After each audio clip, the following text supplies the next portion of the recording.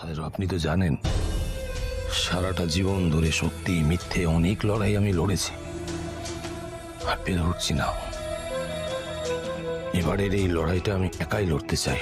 এটাকে লড়াই বলবো না সুইসাইড বলবো বুঝতে পারছি না। স্যার আমার এই লড়াইটা আমি বললাম না আমি একা লড়তে চাইছি, এর মধ্যে অপর্ণাকে আমি জড়িয়ে ফেলতে চাইছি না। তবে আপনি ভাববেন না যে আর্য সিংহ রয় পালিয়ে যাচ্ছে। এই লড়াইয়ের শেষ আমি দেখব, আর সেটা নিজে একা লড়ে। কিন্তু সেটা তো ওকে কষ্ট দেওয়া হচ্ছে। দেখুন স্যার, অনেক কিছু ও সহ্য করেছে জানেন। আমার এই কমপ্লিকেটেড জীবনের সঙ্গে জুড়ে গিয়ে অনেক কিছু সহ্য করেছে। আমাকে শাস্তি দিতে গিয়ে ওকে কম টর্চার সহ্য করতে হয়নি। ওকে অনেকে শাস্তি দেওয়ার চেষ্টা করেছে। আমাকে দোষী প্রমাণ করার আগে ওকে সবাই কাঠগড়ায় নিয়ে গিয়ে দাঁড় করিয়েছে, ওর উপর অত্যাচার চালিয়েছে দিনের পর দিন।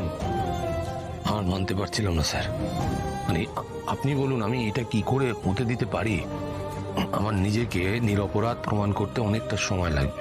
ততদিন ধরে ওকে আমার সঙ্গে জুড়ে রেখে আমি ওর জীবনটা শেষ করে দিতে পারি না। ও না অনেক ছোট স্যার, আপনি হয়তো জানেন না, দেখেননি।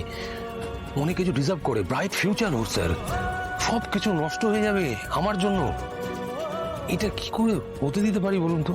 এবং স্যার আমার জীবনটা জুড়ে অনেক কালো দাগ আছে, তাই জন্যই আমি এরকম বিহেভ করছি যাতে ও আমার জীবন থেকে অনেক দূরে চলে যায়।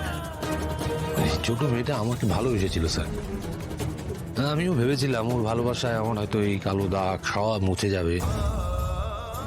হয়নি স্যার, সেটা হয়নি। উল্টো ওর জীবনটাই অভিশপ্ত হয়ে উঠছে দিনের পর দিন। এই কারণের জন্য তুমি? স্যার এই কারণের জন্যই। তবে হ্যাঁ, আরেকটা কারণও আছে স্যার। কি কারণ? আমি বিশ্বাস করি রাজনন্দিনী ও ওই অপর্ণার মধ্যে দিয়ে আমার কাছে ফিরে এসেছে। আমি জানি এই কথাটা কেউ বিশ্বাস করবে না, অদ্ভুত শোনাবে, কিন্তু আমি প্রতিটা মুহূর্তে সেটা ফিল করেছি স্যার।